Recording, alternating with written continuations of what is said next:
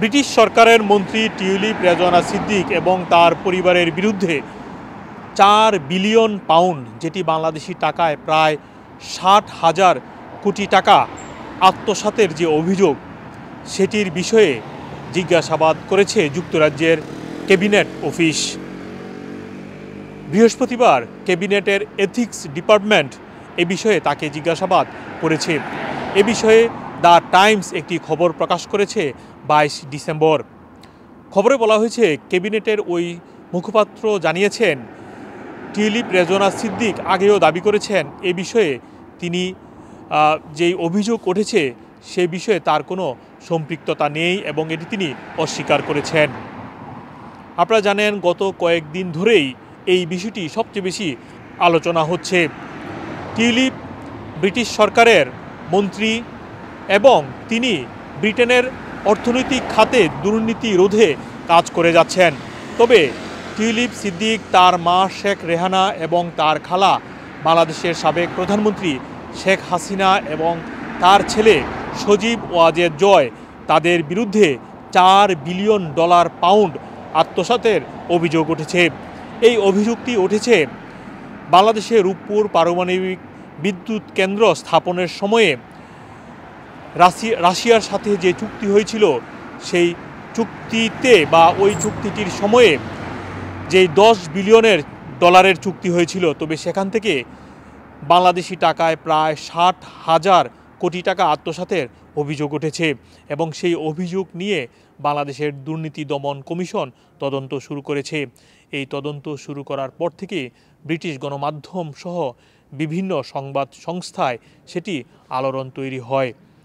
টাইমসের খবরে বলা হয়েছে, 2013 সালে যখন এই চুক্তিটি স্বাক্ষরিত হয় বাংলাদেশ এবং রাশিয়ার মধ্যে, সেখানে মধ্যস্থতায় ছিলেন টিউলিপ রেজওয়ানা সিদ্দিক।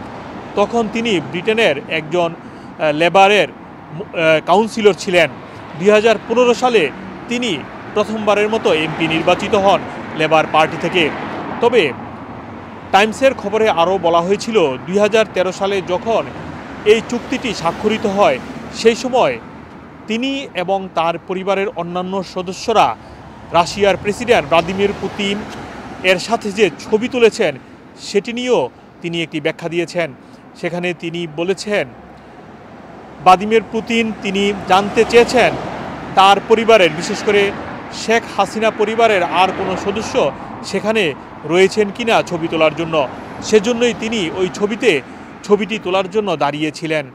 এছাড়াও তিনি টাইমসের খবরে আরও বলা হয়েছে, টিউলিপ রেজওয়ানা সিদ্দিক রাশিয়াতে পরিবারের সাথে দেখা করতে যাওয়ার অন্যতম কারণ হচ্ছে বাংলাদেশ থেকে রাশিয়াতে ভ্রমণ করা তার জন্য সহজ ছিল এবং পরিবারের সদস্যরা সেখানে এসেছেন বিধায় তিনি সেখানে দেখা করতে গিয়েছেন।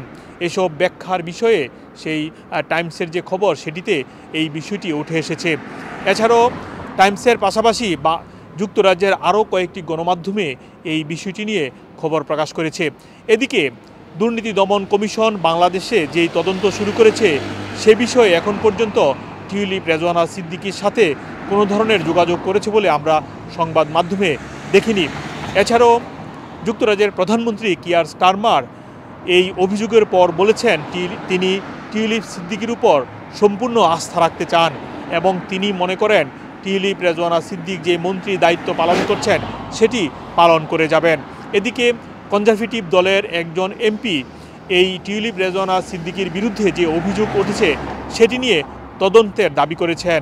তবে এটি নিয়ে ব্রিটিশ সরকার বা যুক্তরাজ্য গভর্নমেন্ট আরও তদন্ত করবে কিনা সেটি এখনও নিশ্চিত নয়। মোহাম্মদ আব্দুল হান্নান, 2A নিউজ, যুক্তরাজ্য।